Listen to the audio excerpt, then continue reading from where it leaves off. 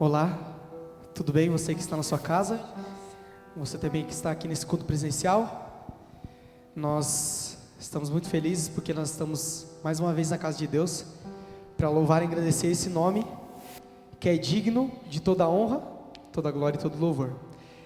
A primeira música que nós vamos cantar é Teu Santo Nome.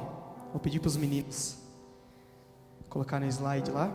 Nós vamos louvar o nome daquele que é digno. E vamos nos colocar de pé e vamos cantar todos juntos.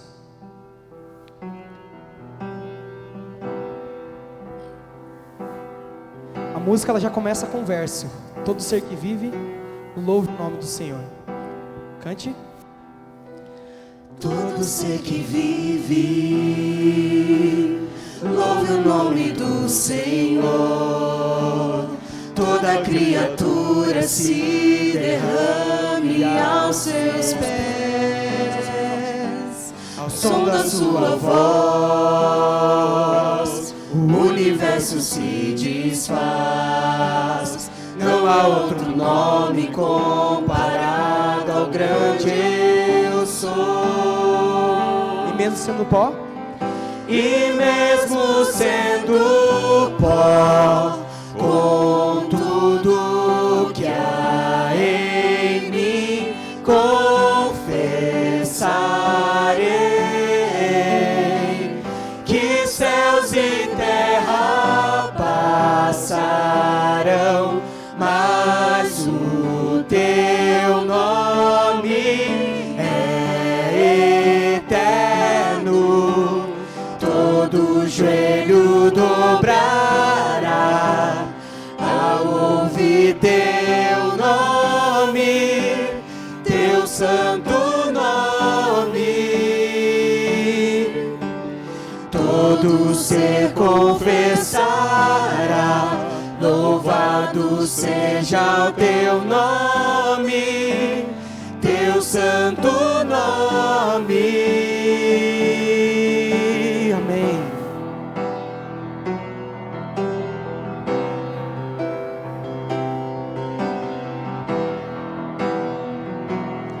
Louve bem forte, com toda a sua alma, com todo o seu ser. Todo ser que vive, louve o nome do Senhor. Toda criatura se derrame aos seus pés. Ao som da sua voz, o universo se desfaz. Não há outro nome comparado ao grande eu sou. E mesmo sendo pó, com tudo que há em mim, confessarei que céus e terra passarão, mas o teu nome é eterno. Todo ser, todo joelho dobrará ao ouvir teu nome, teu santo nome. Todo ser confessará, louvado seja o teu nome, teu santo nome. todo joelho, todo joelho dobrará ao ouvir teu nome, teu santo nome. Todo ser confessará, louvado seja o teu nome, teu santo nome. E mesmo sendo pó, com tudo que há em mim, confessarei que céus e terra passarão, mas o o teu nome é eterno. Só a igreja. Todo joelho dobrará ao ouvir teu nome, teu santo nome. Todo ser confessará, louvado seja o teu nome, teu santo nome. Amém. A próxima música que nós vamos cantar, ela fala que nas mãos do oleiro nós nos entregamos. Tem um verso que diz na Bíblia que diz assim: vós sois o sal da terra e a luz do mundo. Para nada mais presta, senão para lançar fora. E para pisar-te homens, vós sois a luz do mundo. Então o que ele quis dizer com esse verso? Se o sal não tiver o sabor, nada vale, né? E se nós não formos quebrados diariamente pelo Espírito Santo e por Deus, nós não vamos conseguir ser sal. Que você possa ser quebrado nessa tarde, que você possa falar com Deus neste momento. Vamos louvar com a música Nas Mãos do Oleiro.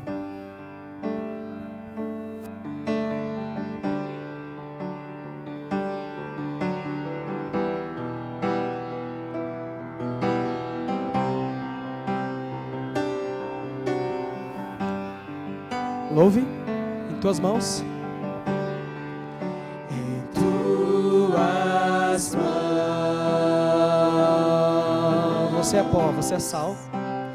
Eu sou pó.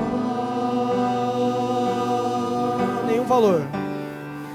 Nenhum valor. Se você não estiver conectado com Cristo. Barro sou.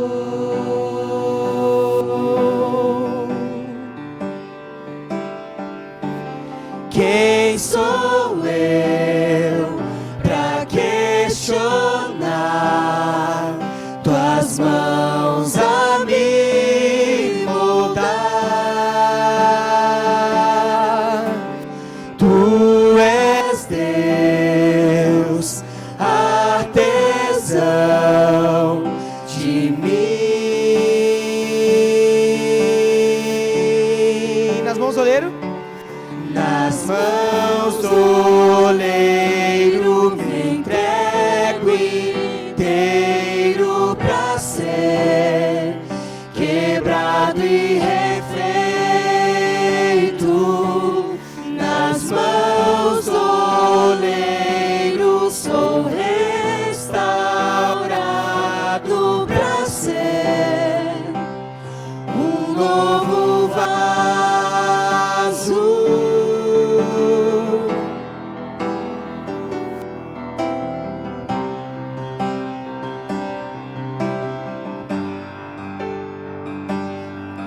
Louve. Em tuas mãos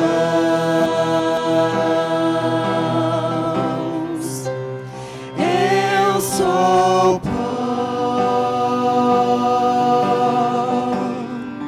nenhum valor,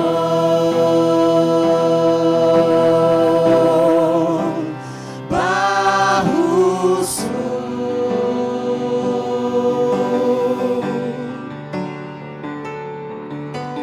Quem sou eu pra questionar tuas mãos a me moldar? Tu és Deus, artesão de mim.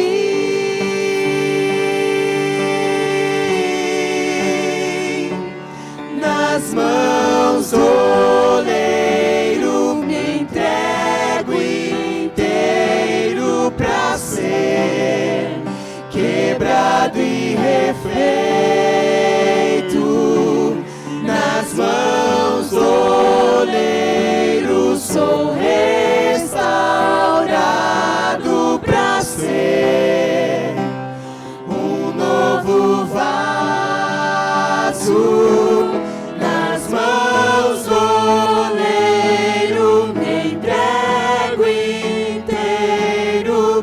ser quebrado e refeito nas mãos do oleiro. Sou restaurado pra ser um novo vaso.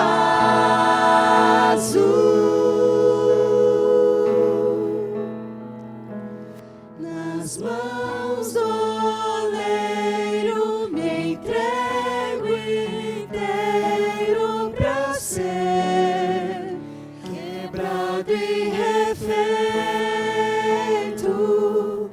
nas mãos do oleiro. Sou restaurado pra ser um novo vaso.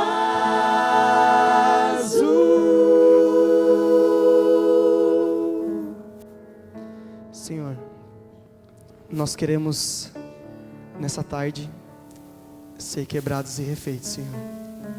Se nós temos alguma imperfeição, que o Senhor possa nos curar, Senhor, possa nos quebrar e possa nos renovar. Esteja conosco nessa tarde, nessa noite, que nós possamos ouvir a voz do Teu Santo Espírito falando aos nossos corações.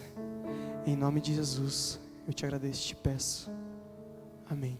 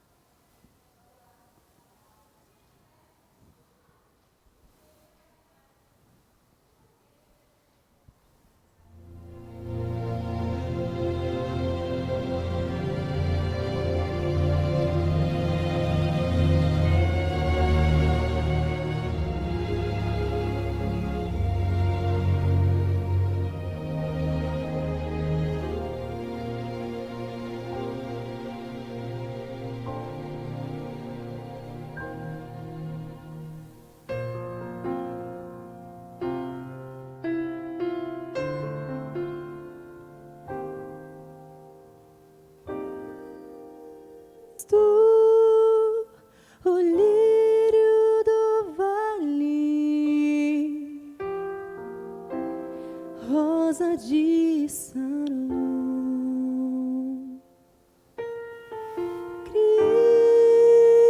Cristo, o meigo e bom pastor, amigo e bom irmão.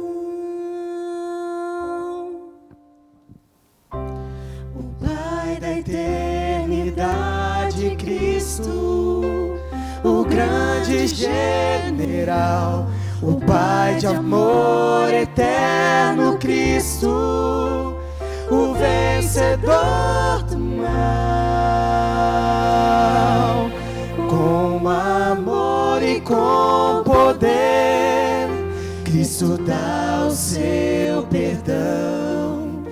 Ele é vida, basta crer. É verdade, salvação. Esse nome é eficaz. Nome igual jamais foi visto. Esse nome traz a paz. Cristo.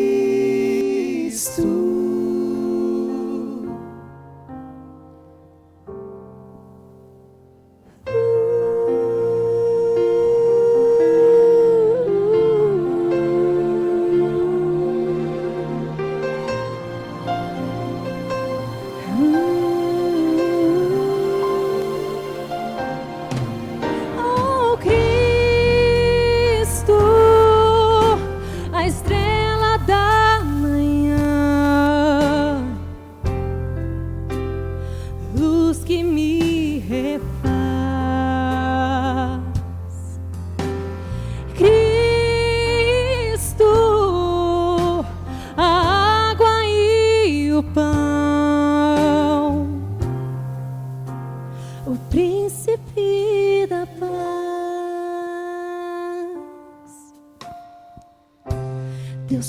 forte conselheiro Cristo, autor da nossa fé, a pedra de esquina, Cristo é vida a quem quiser.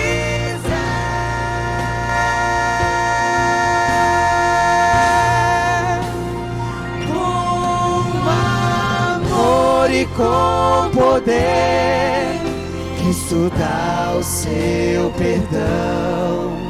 Ele é vida, basta crer, é verdade, salvação. Esse nome é eficaz, nome igual jamais foi visto. Esse nome traz a paz, Cristo. Com amor e com poder, Cristo dá o seu perdão. Com amor e com poder, Cristo dá o seu perdão. Ele é vida, basta crer, é verdade, salvação. Este nome é eficaz, nome igual jamais foi visto. Esse nome traz a paz,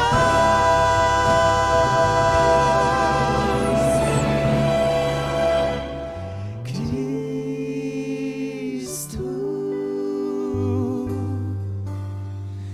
Oh, Cristo.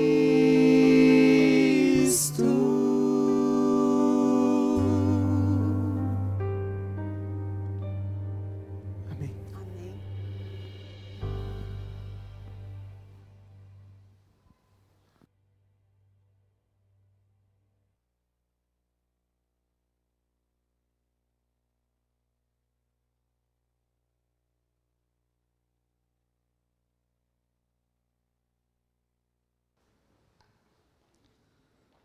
Boa tarde, boa noite.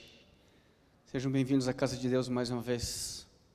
Nesse início de semana, onde nós podemos reacender as nossas energias na presença do nosso Pai eterno. E com belos louvores como esse que acabou de ser entoado em louvor ao nosso Deus. Que Deus seja louvado por esse ministério. Queridos, eu ia começar a minha mensagem falando assim: quando eu era pequeno, mas na verdade eu sou pequeno, então não vai dar muito certo. Então, quando eu era criança, né, pode ser assim, acho que fica melhor, né? Quando eu era jovenzinho, também não sou jovem mais, então sou jovenzinho. Quando eu era jovenzinho, quando eu era criança, uma manhã eu levantei e fui seguir a minha rotina. Naquela época, então depois de fazer algumas coisas pela manhã, eu ia para a cozinha preparar meu achocolatado para tomar o café da manhã.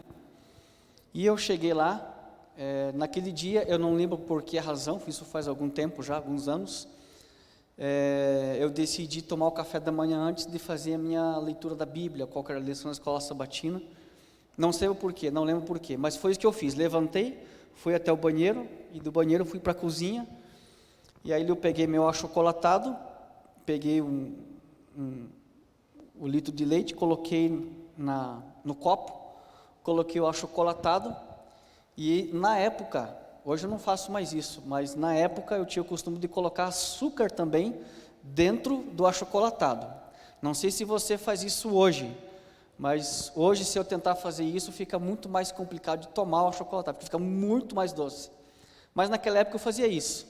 Então eu colocava o achocolatado, o leite e o açúcar. E por algum motivo, que eu também não lembro qual foi, eu troquei.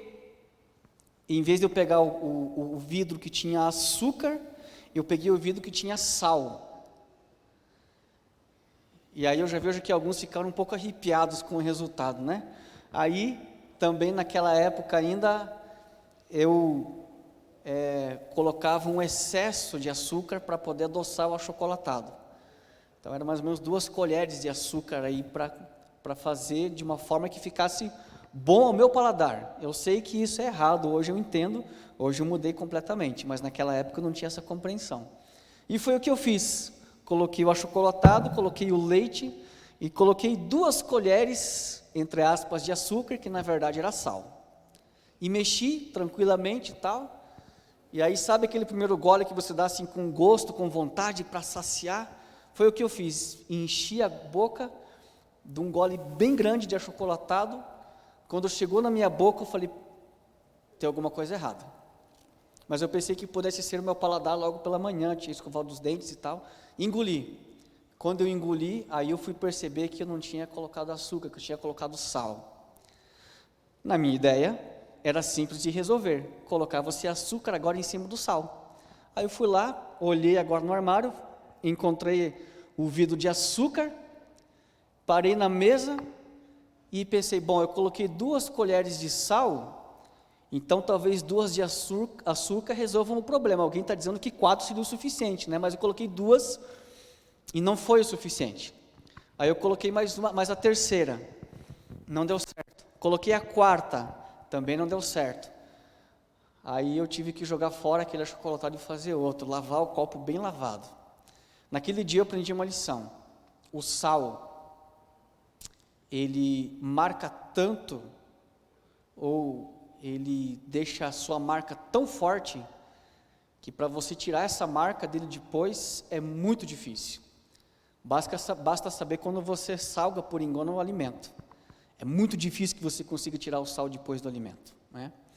E é sobre essa função do sal, de marcar o alimento, que eu quero falar com vocês na nossa reflexão bíblica desse momento. Por isso, quero pedir para que você abra sua Bíblia no texto que o nosso querido Dodge citou aqui no louvor, muito bem citado por sinal, que é Mateus capítulo 5 e o versículo 13. Mateus capítulo 5, verso 13. Nós não vamos ter tempo suficiente hoje para falar do versículo 14 também, que faz parte do mesmo bloco de Jesus, vós sois o sal, vós sois a luz. Então hoje nós vamos ficar só no versículo 13, vós sois o sal. E quem sabe em outro momento, em outra oportunidade, eu possa voltar aqui e falar do versículo 14 na sequência daí, ok? Então, versículo 13 de Mateus, capítulo 5. Antes disso, Jesus fala as bem-aventuranças, não é? Então, a quem Jesus se dirige quando ele fala das bem-aventuranças? Para quem ele está falando? Para quem ele está se dirigindo? Para quem ele está? Qual é o seu público principal, o seu público-alvo naquela explanação que ele está fazendo das bem-aventuranças? O versículo 5, capítulo 5, versículo 1, explica. Ele fala assim: vendo Jesus as multidões, subiu ao monte, e como se assentasse, aproximaram-se dele os seus discípulos, e ele passou a ensiná-los. Então o público-alvo de Jesus nas bem-aventuranças e também nas mensagens subsequentes, o sal da terra, a luz do mundo, e não penseis que eu vim julgar a lei, tudo aquilo que a gente sabe do capítulo 5 ao capítulo 7, ele se dirige especialmente para os seus discípulos. Então Jesus está falando para um público que ele está preparando para uma missão, para serem aqueles que iriam representá-lo depois que ele os deixasse aqui com a missão nas suas mãos. As bem-aventuranças têm algumas divisões, não é? O que na verdade é assim, por que ele fala bem-aventurados? Eles são felizes porque o reino de Deus chegou, porque os mansos serão consolados. Mas eles não são bem-aventurados porque são mansos, mas sim porque eles serão consolados. Então Jesus está mostrando para os seus discípulos aqui que a essência das bem-aventuranças é assim: olha, o reino de Deus chegou. Essas são as boas novas. Essa é a boa notícia de que o reino de Deus chegou para todos nesse instante e nesse momento. Havia uma multidão que estava seguindo a Jesus, mas daquele momento em diante os discípulos estavam com Jesus, e os discípulos vieram também dessa multidão que seguia Jesus. As bem-aventuranças, ou o sermão do monte, melhor dizendo, ele tem algumas divisões, e por certo você pode ser que tenha anotado ou nos seus estudos particulares a sua divisão das bem-aventuranças. Eu tenho certeza que se você buscar na internet ou em livros, ou com pessoas que têm um pouco mais de experiência com esse tema, elas vão sugerir para você a sua própria divisão do Sermão do Monte. Então existem várias divisões diferentes do Sermão do Monte. Uma das divisões que me agrada mais é que primeiro Jesus começa falando do caráter dos seus discípulos, do caráter deles, que é do versículo 3 ao versículo 12, que são as bem-aventuranças. Ele começa falando do caráter dos seus discípulos, depois ele parte para a segunda parte, que é a influência deles.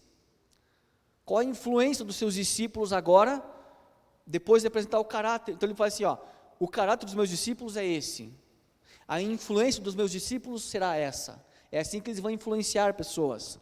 Depois ele fala da justiça dos seus discípulos, do versículo 17 até o versículo 48, o caráter deles do 13 até o 16, o caráter deles, vós sois a luz, vocês são o sal, e do versículo 17 até o 48, é onde ele fala da justiça, é onde ele trabalha algumas questões importantes ali, da justiça, da vida de dos seus discípulos.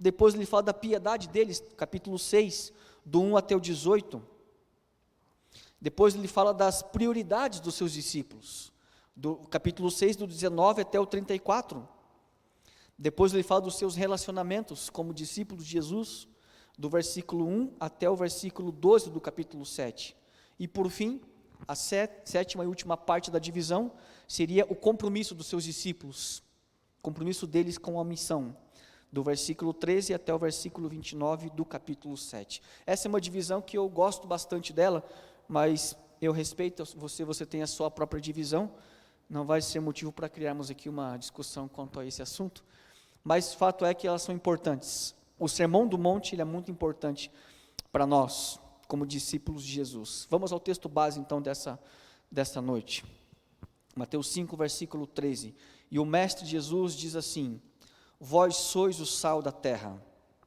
ora, se o sal vier a ser insípido, como lhe restaurar o sabor? Para nada mais presta, senão para lançado fora, ser pisado pelos homens. Vós sois o sal da terra.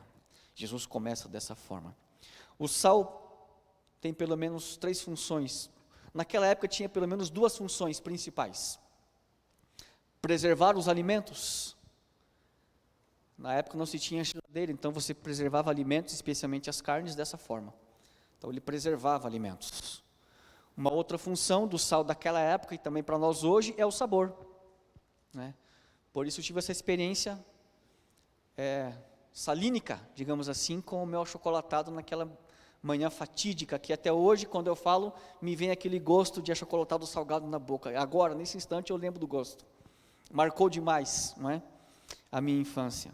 O sal também dá sede, óbvio que depois que eu tomei aquele achocolatado, eu tive que tomar 3 ou 4 copos d'água para poder saciar a minha sede que havia tido com o sal, para depois tomar então o meu de jejum, que era o meu achocolatado agora com açúcar e tudo certo, mas precisei tomar 2 ou 3 copos d'água para resolver aquele problema num primeiro momento. O outro detalhe interessante desse texto é que Jesus ele fala, vocês são o sal da terra, vocês são, a função de vocês é serem sal. É isso que ele está dizendo. Depois ele fala do caráter dos seus discípulos, ele parte agora para outra parte. Vocês precisam, ou vocês são o sal. E ele mesmo complementa, se o sal perder o seu sabor, ou tornar-se insípido, não presta para mais nada.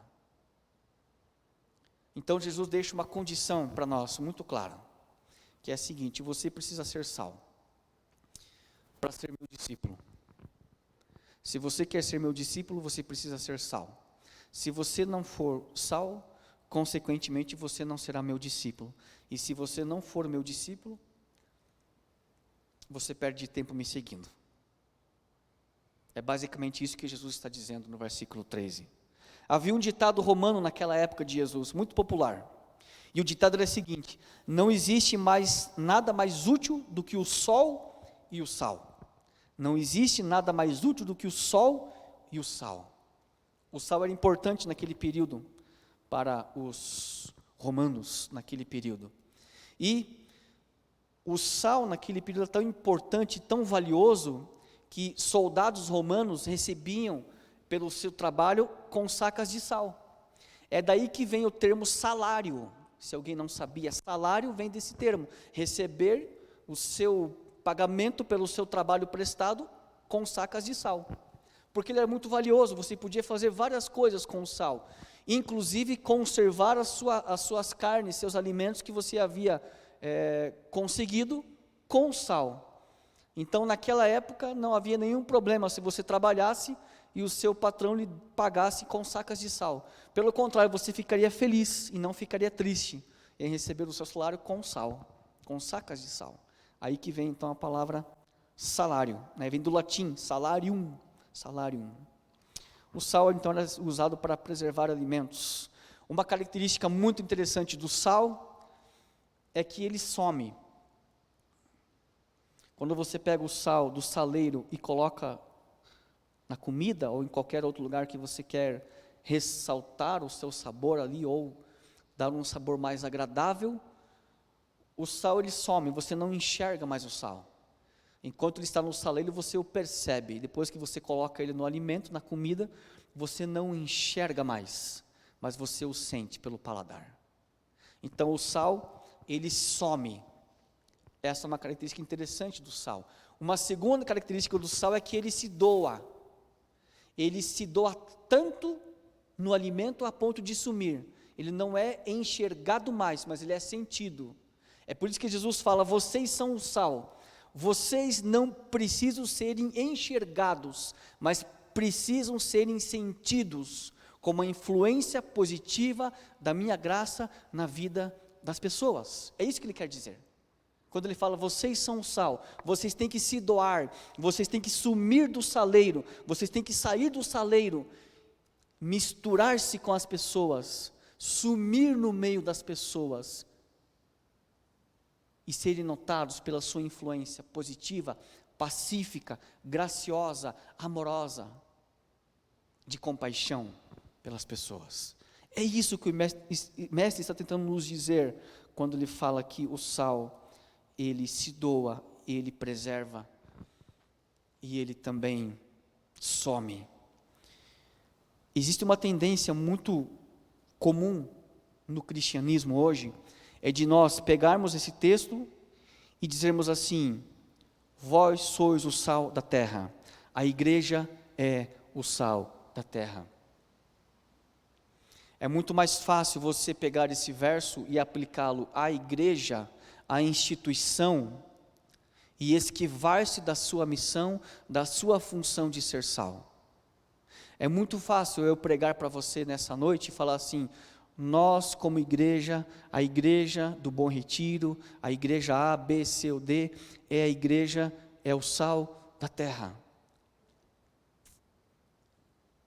Mas se nós fazemos desta maneira, é muito fácil eu me esquivar da minha responsabilidade de eu, Wilson, ser sal, porque eu estou interpretando essa metáfora, esse texto bíblico para a instituição. Então os líderes da igreja que façam, que desempenhem funções, que proporcionem meios para que a igreja seja o sal.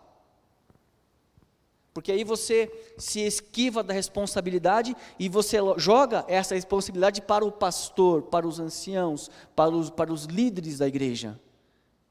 E você fala: não, a igreja é o sal. A igreja é o sal. Mas eu quero nessa noite falar para você de uma forma diferente. Você é o sal. Eu sou o sal. E esqueça a instituição. Embora ela tenha sua importância e ela também seja o sal, mas você é o sal, eu sou o sal. Então não vamos tentar hoje nos esquivarmos da nossa responsabilidade de sermos sal e jogar essa responsabilidade para a instituição, para a liderança da igreja, para que ela desempenhe a sua função por ser sal. Não, nós somos o sal, eu sou o sal, você, todos nós, individualmente, onde estivermos, no nosso trabalho, com os nossos vizinhos, com os nossos amigos, com os nossos vizinhos, com a nossa família, lá nós precisamos ser sal. Nós não precisamos ser sal aqui dentro. Porque aqui é muito fácil você louvar a Deus, levantar as suas mãos, fechar os seus olhos, glorificar a Deus, porque aqui todos estão num mesmo ambiente, com o mesmo propósito. Pelo menos acredita-se que sim. É muito fácil você aqui falar da graça de Deus, de perdão, de amor, de ajudar as pessoas. Aqui é o nosso saleiro. Mas o sal, ele só tem a sua função e a sua serventia fora do saleiro. De nada adianta você pegar lá, estar fazendo a sua refeição, os seus alimentos, colocar o sal do lado da sua refeição e olhar para o sal e olhar para o seu arroz, para o seu feijão, para qualquer outra coisa, colocá-lo no fogão e não colocar o sal. Já aconteceu com você, assim comigo também, com certeza, de você, depois que está pronta a refeição, você lembrar, puxa vida, eu esqueci do sal. Só que quando você lembra que você esqueceu do sal, quando você põe na sua boca e você não sente o gosto do sal. Ou seja, a função do sal não é ficar no saleiro. Você precisa colocar o sal na comida, no alimento, para que ele seja sentido. Sermos cristãos dentro de uma igreja é muito fácil. Aqui as pessoas falam a nossa linguagem, as pessoas se vestem como nós nos vestimos, as pessoas falam como nós falamos, as pessoas cantam como nós cantamos, às vezes não tão bem quanto o Dodge e os outros irmãos, por exemplo, cantam, mas tentamos cantar bonito de vez em quando também. Mas todos fazem essencialmente a mesma coisa, louvar ao nosso Deus. Aqui é muito fácil ser cristão. É muito fácil ser sal aqui dentro, mas a função do sal não é aqui dentro. Vocês são o sal de onde? Da terra. Ele não fala, vocês são o sal da igreja, vocês são o sal do cristianismo, não, vocês são o sal da terra. Vocês são cristãos, Jesus está dizendo, mas a função de vocês não é dentro de quatro paredes, não é atrás de uma placa de instituição, a função de vocês é fora, é no mundo que está apodrecendo. O sal também servia para conservar alimentos, adiar por mais tempo a sua putrefação, adiar mais tempo. Nós temos um mundo lá fora que está apodrecendo espiritualmente, e eu não preciso aqui explicar para você por que esse mundo está apodrecendo, porque você sabe, pelos jornais, pelas notícias que você lê, pelas coisas que você ouve. Eu não preciso te falar que esse mundo está apodrecendo. É por isso que o sal, ele não pode ficar aqui dentro, porque aqui dentro, ele está se preparando para ser enviado lá fora como sal, para fazer o que lá fora? Para adiar a putrefação de um mundo que está se decompondo. A função do sal é sair do saleiro, ir lá fora, resgatar pessoas, influenciar pessoas, para que essas pessoas venham para esse saleiro, aprendam, vivam com Cristo, em Cristo, e sejam também agora enviadas como sal em um mundo que também está em putrefação. Você e eu precisamos ser sal lá fora. É a mensagem de Jesus. Vocês são sal da terra, não aqui dentro. Jesus sempre nos chama para estarmos no meio das pessoas. Eu sempre digo isso, que nós precisamos viver no mundo, porque não temos como fugir deste mundo. Mas não precisamos viver para esse mundo. Nós precisamos da comida que esse mundo oferece, nós precisamos das roupas que esse mundo oferece, nós precisamos do transporte que esse mundo oferece, nós precisamos da energia que esse mundo oferece, nós precisamos até mesmo do dinheiro que esse mundo oferece, mas não precisamos viver em função do dinheiro que esse mundo oferece, não precisamos viver em função dos prazeres que esse mundo oferece, não precisamos viver em função da comida que esse mundo oferece, da moda que este mundo oferece. Mas nós precisamos estar no mundo, no meio das pessoas. Existem vários versos na Bíblia em que Jesus ele fala, eu selecionei aqui 3 versos apenas. O primeiro deles, Jesus fala o seguinte: olha, escutem, eu estou enviando vocês como ovelhas para o meio de lobos. Mateus 10, versículo 16, na linguagem de hoje. Eu estou mandando vocês como ovelhas para o meio de lobos. Estou enviando vocês para que vocês sejam ovelhas no meio dos lobos, para que você seja sal em um mundo que está apodrecendo. João 15, versículo 16, não foram vocês que me escolheram, pelo contrário, eu os escolhi, para que vão para o meio e deem fruto. Eu escolhi, diz Jesus, para que vocês vão no meio e deem fruto. E o mesmo João 15, versículo 17, ele fala o seguinte: olha, não rogo, na sua oração sacerdotal, Jesus disse: Pai, não rogo que os tires do mundo, mas sim que o quê?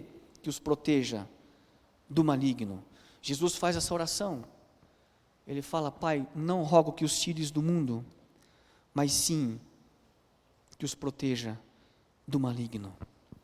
Uma citação do livro Desejo das Nações, Ellen White fala assim: não vos aparteis do mundo, deveis permanecer entre os homens, para que o sabor do amor divino seja como o sal a preservar o mundo da corrupção.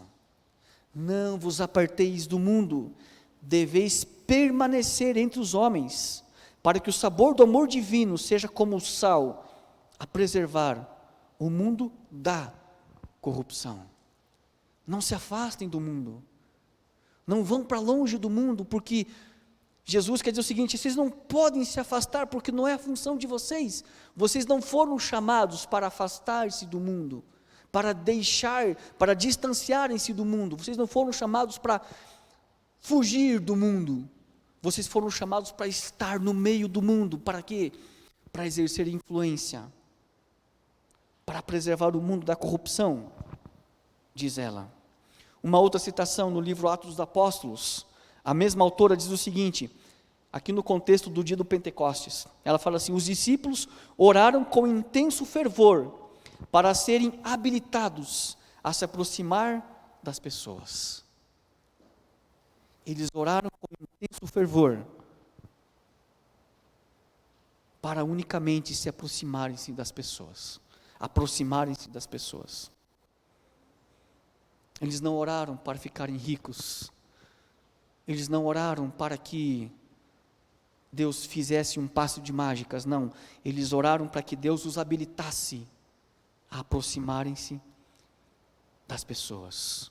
E aqui vale a pena um parênteses: estar no mundo não significa ser igual ao mundo. Viver no mundo não significa que você precise fazer o que o mundo faz, comer o que o mundo come, beber o que o mundo bebe, frequentar lugares que o mundo frequenta. Não é isso que Jesus está dizendo. Ele diz que nós precisamos nos envolver, nos misturar com o mundo, para sermos uma influência para aquilo que é positivo, para aquilo que é bom, para aquilo que é correto. Há pouco tempo atrás, conversando com uma pessoa, depois de alguns estudos bíblicos, ela me disse assim: olha, os meus amigos que eu saio, que converso, que a gente sai para fazer algumas atividades sociais juntos, eles têm me dito que eu estou diferente. No entanto, eu não percebo que eu estou diferente, mas segundo eles, eu estou diferente. E eu falei: sabe por que isso acontece? Porque Cristo está transformando a sua vida de acordo com aquilo que é da vontade dEle. Isso é ser sal. Ser sal é quando você exerce uma influência tão boa, tão positiva para as pessoas ao seu redor, que elas vão perceber, que elas vão entender que você está diferente. Isso é ser sal. Você não precisa moldar-se aos princípios e aos prazeres desse mundo. Quando ele fala, vocês são o sal da terra, vocês precisam misturar-se com as pessoas, é nesse sentido que ele coloca. É para refrearmos a pecaminosidade desse mundo. O apóstolo João, na sua primeira carta, capítulo 3, versículo 8 e 9, ele diz assim: quem continua pecando pertence ao diabo, porque o diabo peca desde a criação do mundo, e o Filho de Deus, Jesus, veio para isso, para destruir o que o diabo tem feito. Quem é filho de Deus não continua pecando, porque a vida que Deus dá permanece nessa pessoa, e ela não pode continuar pecando, porque Deus é o seu Pai. 1 João 3, versículo 8 e versículo 9 na linguagem de hoje. João quer dizer o seguinte: olha, você foi chamado para ser influência para as pessoas que ainda estão nas trevas, que estão apodrecendo espiritualmente. Você não pode ser influenciado, você precisa ser uma influência para as pessoas que estão nesse mundo de trevas, em pecado, diz ela. Sabe qual é o grande problema hoje do cristianismo? É quando o cristão deixa de ser sal. É quando o cristão, por qualquer motivo, por algum motivo que seja, ele deixa de ser sal. E como é que um cristão deixa de ser sal? Quando ele deixa de influenciar pessoas, quando ele deixa de auxiliar pessoas naquilo que elas tanto necessitam. Um cristão deixa de ser sal quando ele busca os sabores desse mundo, quando ele passa a viver em função desse mundo, quando ele passa a usufruir daquilo que esse mundo oferece. Esse cristão, esse discípulo deixou de ser sal. Quando ele acha mais atrativo as luzes do mundo do que a sua comunhão com Cristo, ele deixa de ser sal, ele perde a sua função como sal.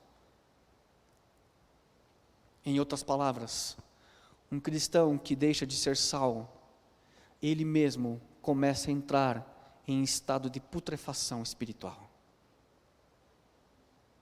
Ele não enxerga mais sentido naquilo que são os princípios de Deus. Ele não enxerga mais sentido em buscar as coisas de Deus em primeiro lugar. Ele não enxerga mais sentido em renunciar a algumas coisas, porque o mundo oferece tantas coisas prazerosas e boas. Quando um cristão se delicia com o sal, com o sabor desse mundo, quando um cristão se admira com as luzes que esse mundo oferece, quando um cristão deixa de influenciar para ser influenciado pelo mundo, ele mesmo entra em estado de putrefação. E ele precisa urgentemente de uma intervenção divina, através da sua graça, para que ele seja resgatado dessa putrefação, antes que seja tarde demais. Antes que seja tarde demais. Que se isso não ocorrer, esse cristão, ele vai apodrecer junto com esse mundo. O seu destino será a morte eterna.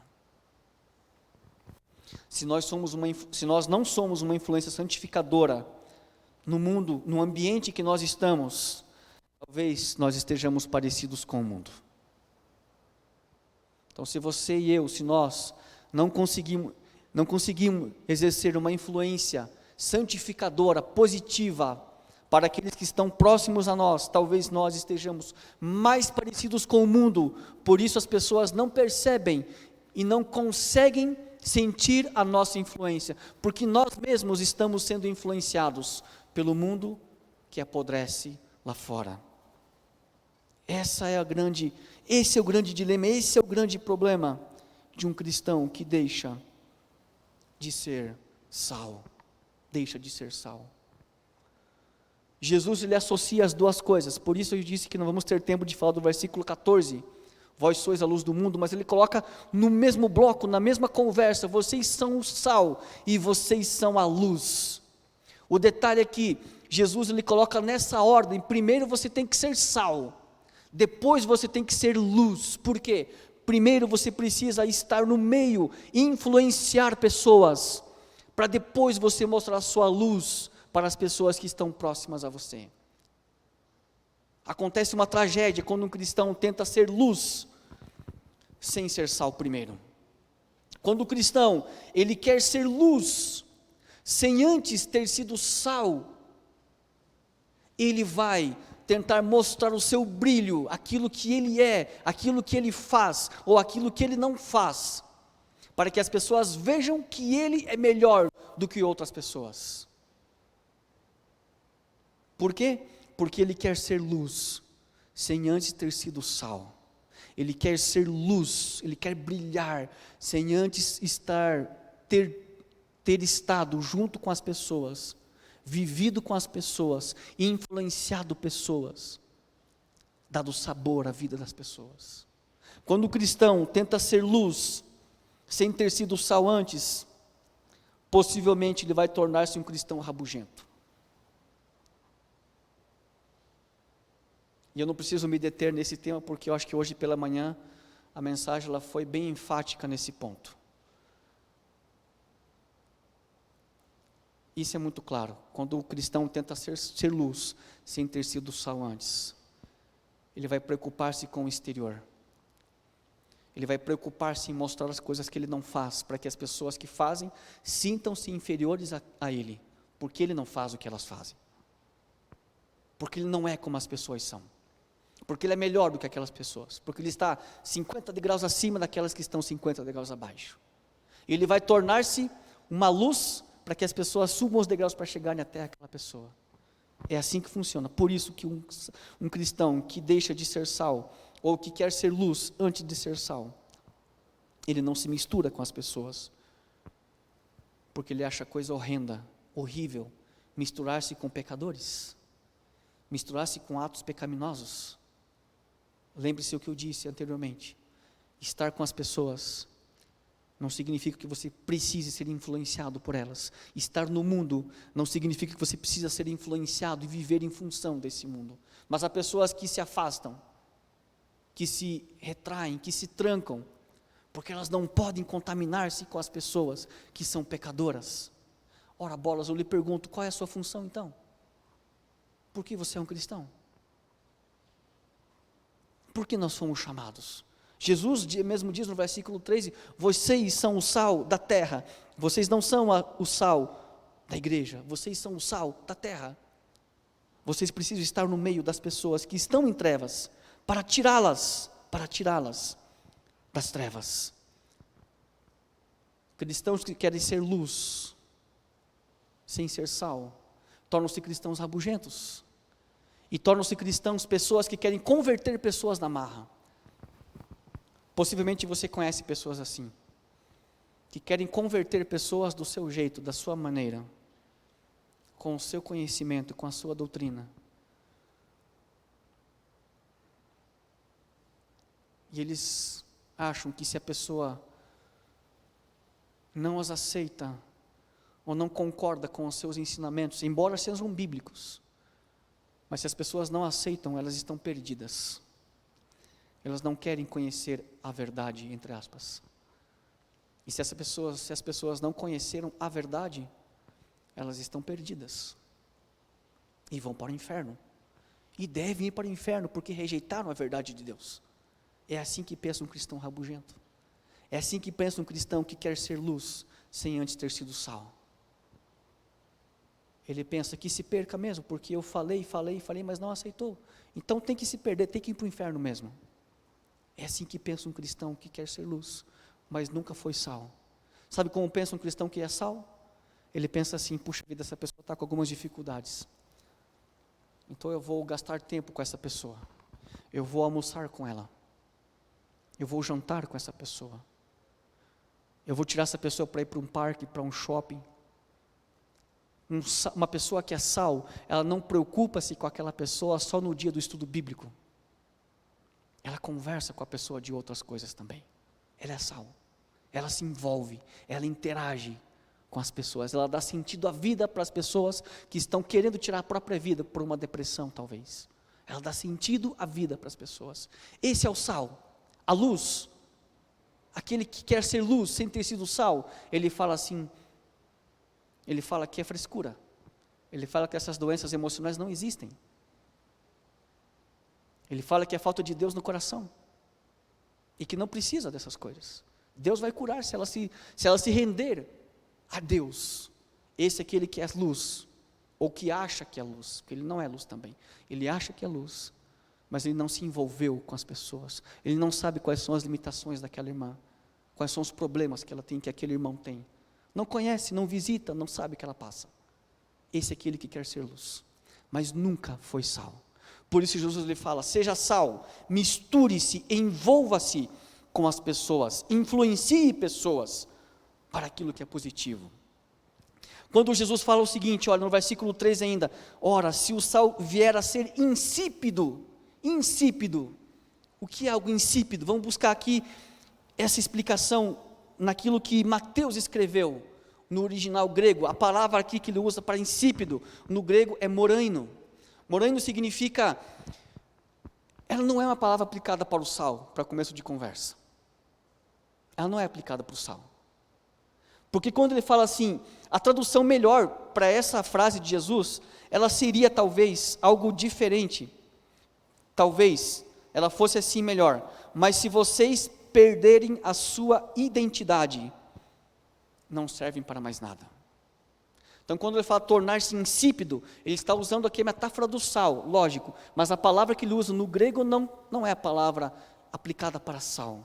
Ela significa o seguinte, olha, vocês são o sal da terra, mas se você tornar-se louco, se você tornar-se tolo, ou se você perder a sua identidade, você não serve para mais nada.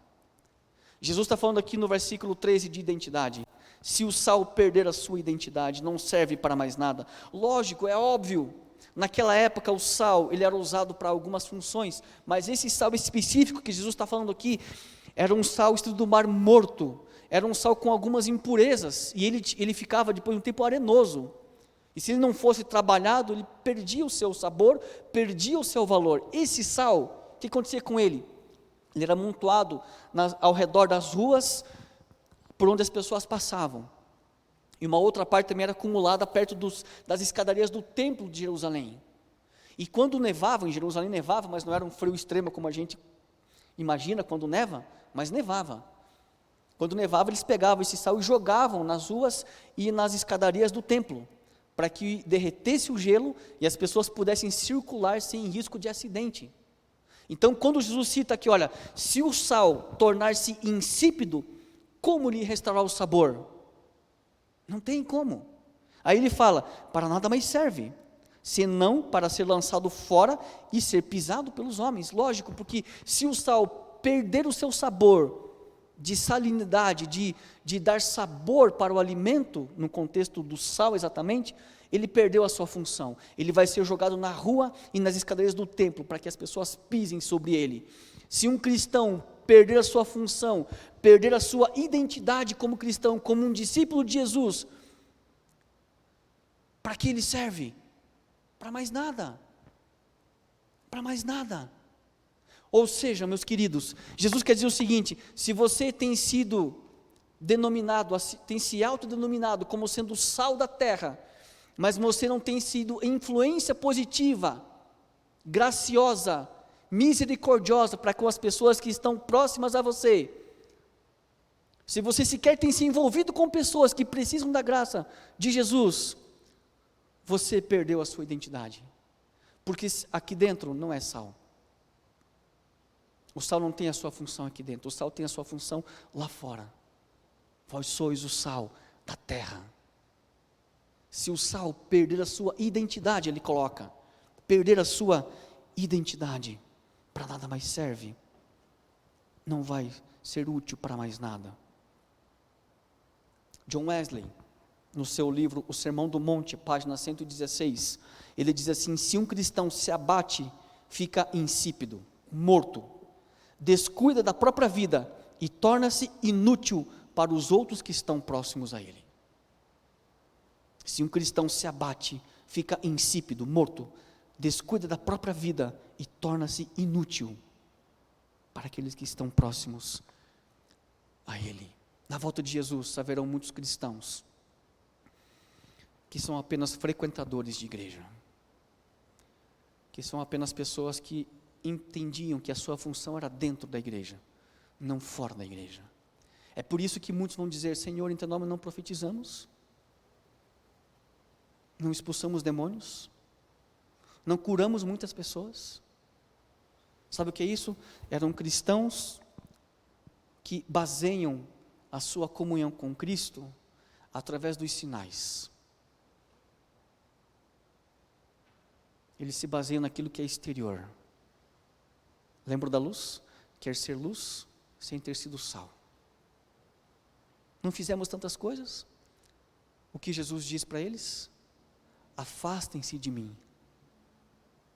Nunca conheci vocês. Quem são vocês? Não conheço vocês. Por que não os conheço? Porque você perdeu a sua identidade. Você deixou de ser sal. Você tornou-se qualquer outra coisa, menos sal. Menos sal. Quando que um cristão perde a sua identidade? Quando o cristão perde a sua identidade? Quando ele deixa de ser semelhante a Jesus. Identidade do cristão não tem a ver com coisas que nós comemos ou não comemos, com coisas que vestimos ou deixamos de vestir. A identidade do cristão é apenas uma, de um discípulo de Jesus apenas uma: ser semelhante a Jesus. Jesus mesmo disse em Mateus 10, versículo 25, ele diz assim, basta que o discípulo se torne como o seu mestre. Jesus fala, Mateus 10, 25, basta que o discípulo se torne como o seu mestre, nada mais. A identidade do cristão, a identidade do discípulo de Jesus está relacionada com a sua semelhança com Jesus, com o mais próximo, mais parecido ele é de Jesus. Se um cristão, ele é qualquer outra coisa, mas não parecido com Cristo, ele perdeu a sua identidade. Ele pode ser parecido com o seu pastor, pode ser parecido com o seu ancião, pode ser parecido com o seu bispo, com o seu presbítero, com o seu padre, com o seu jogador de futebol favorito, com o seu artista, com a sua cantora, com o seu cantor, e pode se dizer cristão, mas na verdade ele não é cristão essencialmente, porque a sua principal função, sua identidade, o que o define entre o mundo que apodrece e o sal que está aqui para preservar, para salvar, é ele ser semelhante a Jesus. Qualquer cristão que não seja semelhante a Cristo, ele não tem a sua identidade fundamentada em Cristo. Ele pode ser qualquer outra coisa, menos cristão. Pode ser um grande pastor, pode ser um grande cantor, pode ser um grande influenciador de pessoas dentro da igreja, mas não será cristão. A nossa identidade é Cristo. É por isso que Paulo lhe fala assim, sejam meus imitadores. Aí ele complementa, como eu sou de Cristo. Ou seja, se você olhar para mim, você vai enxergar Cristo. Quando Pedro e João estavam subindo as escadarias do templo, um paralítico, está lá em Atos 3, se não me falha a memória, Atos 3, eles estavam subindo as escadarias do templo, e de repente um paralítico para e pede esmola, lembra dessa história? O paralítico para os dois e pede uma esmola para eles, e Pedro ele fala assim, não tenho dinheiro e nem ouro, mas o que eu tenho te dou. O que ele fala? Levanta-te e anda. Só que antes disso, alguns versos anteriores a esse, Pedro ele fala assim, olha para mim. Tem uma frasezinha que ele coloca lá, olha para mim. Esse olha para mim quer dizer o seguinte, eu estou refletindo a Cristo para você agora. Olhe para mim, eu vou mostrar para você, refletir a luz de Cristo na sua vida. É depois dessa frase que Pedro fala, levanta e anda. Um cristão precisa refletir. É por isso que Jesus mesmo lhe fala, vocês são a luz. Depois ele fala, eu sou a luz do mundo. Então você vai refletir a minha luz, a minha imagem para as pessoas que estão próximas a você. Quando um cristão deixa de influenciar, de demonstrar a sua influência, ou deixa de refletir a Cristo, ele perdeu a sua identidade, ele não serve. E as palavras que eu disse, não servem para mais nada, não são minhas, são da Bíblia, está na sua Bíblia, que está na sua mão, ou no seu celular agora aí. Se o sal perder a sua identidade, ele não serve para mais nada, ele perdeu a sua função, ele não presta.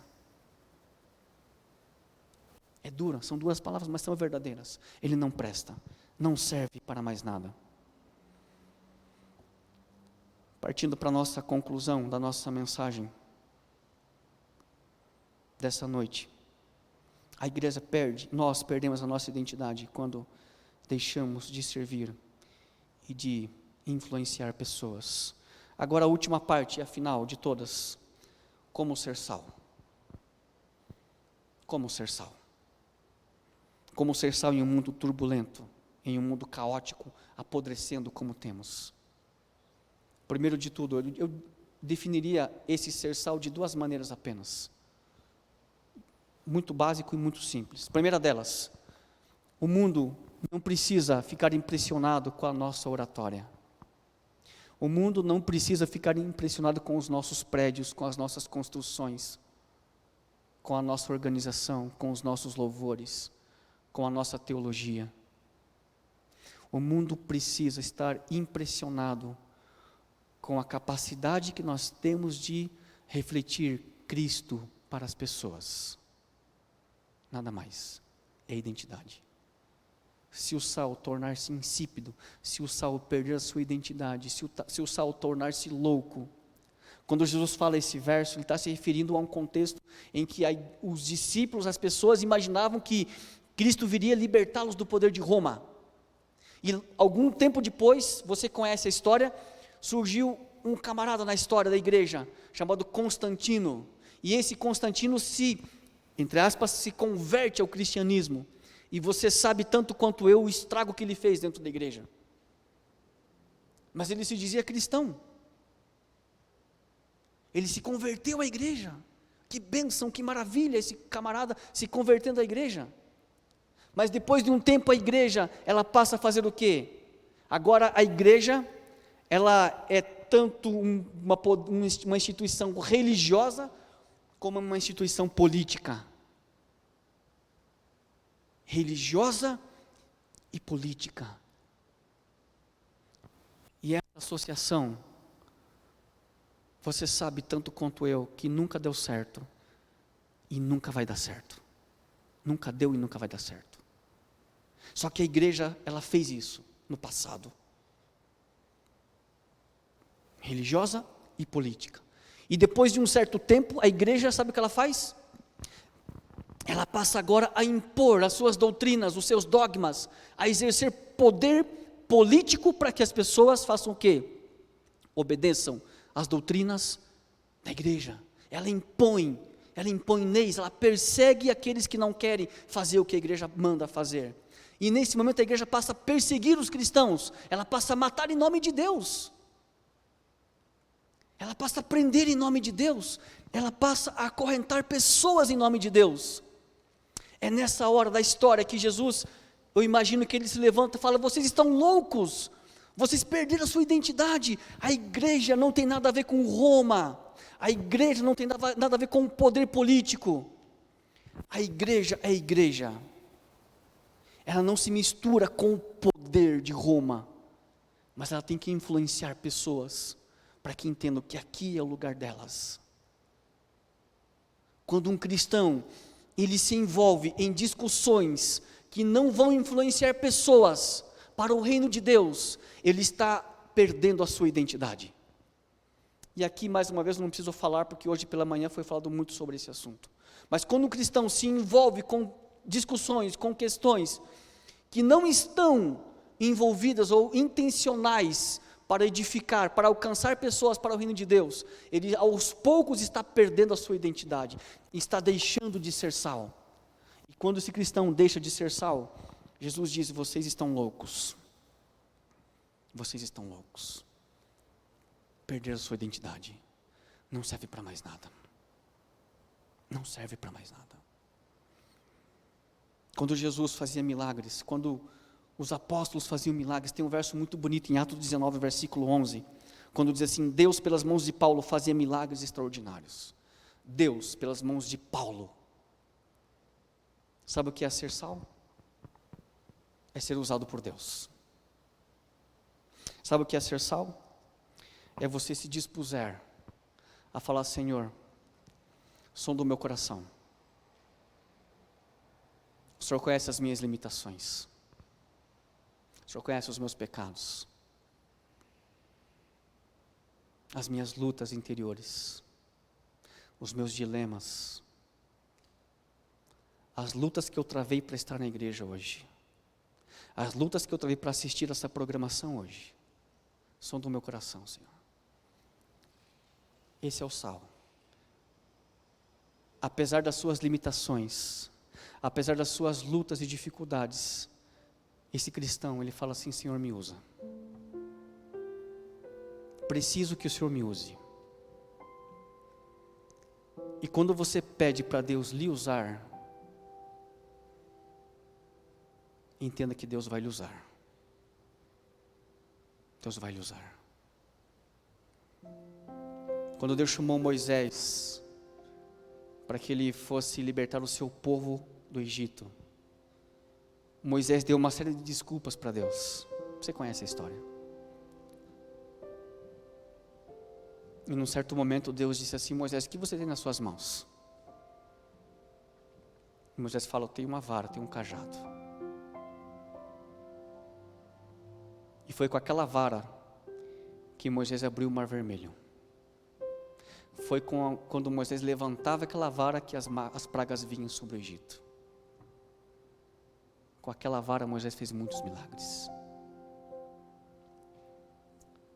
E se você perguntasse para Davi, enfrentando o gigante Golias: Davi, o que você tem nas suas mãos? Eu tenho algumas pedras e um estilingue, uma funda. Pois é com isso que você vai derrotar Golias. E se Deus perguntasse para Dorcas: Dorcas, o que você tem nas suas mãos? Eu tenho uma agulha. Pois é com isso que você vai abençoar pessoas. E se Deus perguntasse para aquele jovenzinho: o que você tem nas suas mãos? Eu tenho 5 pães e 2 peixes. Pois é com isso que eu vou alimentar multidões. Você entendeu? É o que você dispõe para Deus usar através da sua vida. Isso é ser sal. É quando você se dispõe e fala: Senhor, me usa. Do jeito que eu estou, do jeito que eu sou. Mas som do meu coração primeiro, transforma a minha vida. Eu quero ser usado por Ti. Mas eu reconheço as minhas limitações e dificuldades. Isso é ser sal. Isso é ser sal. Quando era, mais uma vez, não quando eu era pequeno, mas quando eu era um jovenzinho, talvez um adolescente, eu costumava jogar bola com os meus amigos num campinho em frente da minha casa. E hoje eu não jogo mais bola porque eu vi que esse negócio não é para mim, então eu parei de jogar bola. Nunca deu certo, mas demorei tempo para entender que jogar bola não é comigo, mas parei. Mas eu lembro muito nítido uma cena na minha cabeça. Quando eu atravessava a rua do outro lado da minha casa, tinha um campo de futebol. E a bola era minha. Então, se eu não fosse jogar bola, não tinha futebol. E eu não emprestava a minha bola. Era proibido pela minha mãe, pelos meus avós, emprestar a minha bola para eles. Então, eu tinha que estar no campo. Então, quando eu ia para o campo, chovia de piazada para a gente jogar bola. Quando eu ia embora, acabou tudo.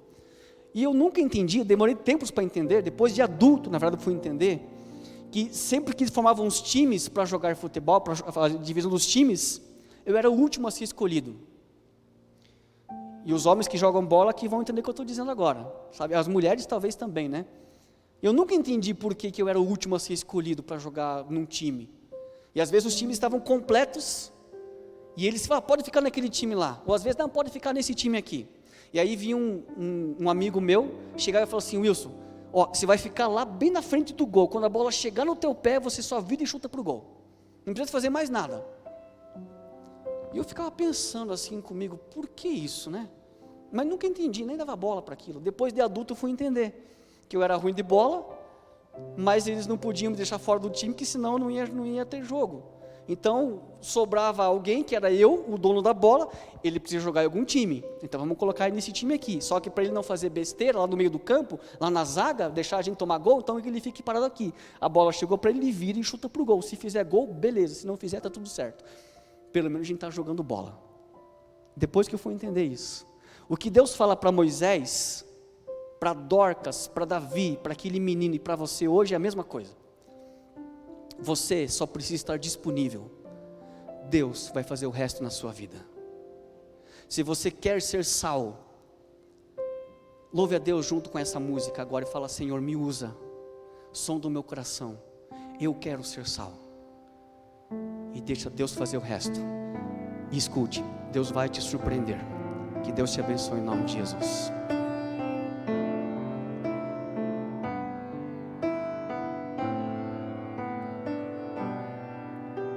Sonda-me, Senhor, e me conheces. Quebranta o meu coração. Transforma-me conforme a tua palavra e enche-me até que em mim se ache só a ti. E então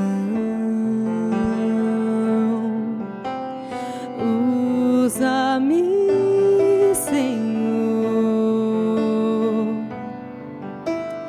usa-me como um farol que brilha à noite, como ponte sobre as águas, como abrigo no deserto, como flecha que acerta o alvo. Eu quero ser usado da maneira que te agrade, qualquer hora, em qualquer lugar.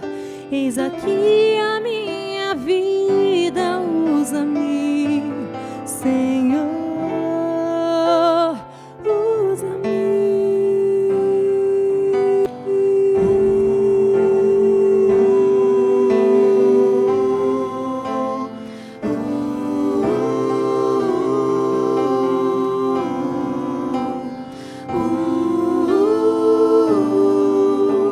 Sonda-me, Senhor, e me conheces. Quebranta o meu coração. Transforma-me conforme a tua palavra e enche-me até que em mim se ache só a ti.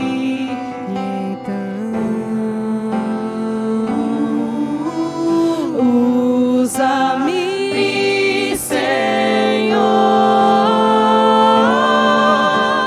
usa-me como um farol que brilha à noite, como ponte sobre as águas, como abrigo no deserto, como flecha que acerta o alvo. Eu quero ser usado da maneira que te agrade, em qualquer hora, em qualquer lugar. Eis aqui a minha vida, usa-me, Senhor, usa-me. Sonda-me, quebranta-me, transforma-me, enche-me e usa-me. Sonda-me, quebranta-me, transforma-me, enche-me e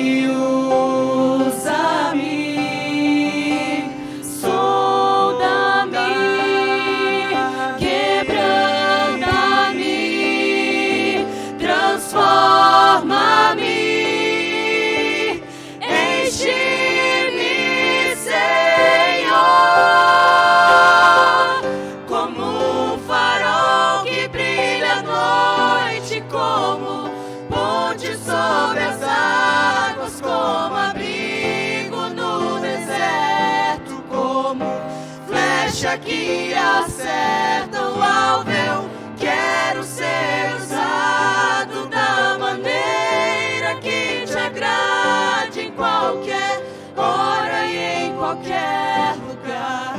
Eis aqui a minha vida, usa-me, Senhor, usa-me, sonda-me,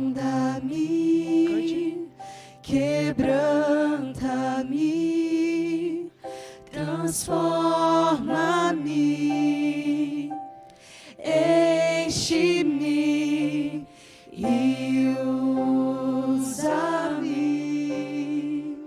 Senhor.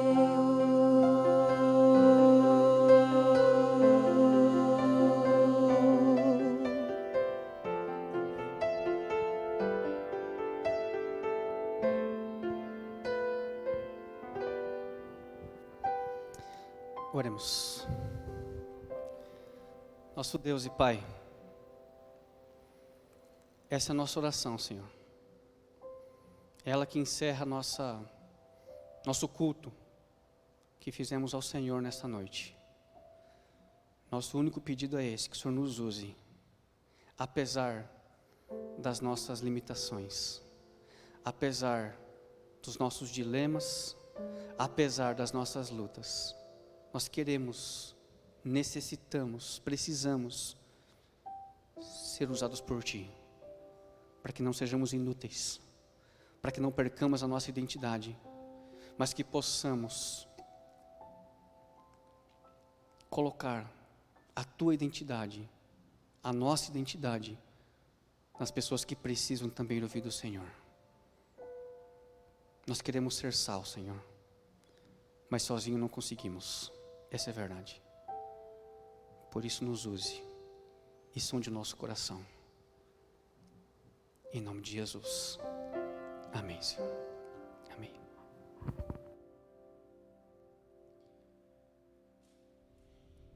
Que você possa ter uma feliz semana. Que nós possamos estar todos juntos aqui no sábado, para mais uma vez louvar e engrandecer o nome do nosso Senhor Jesus. Amém?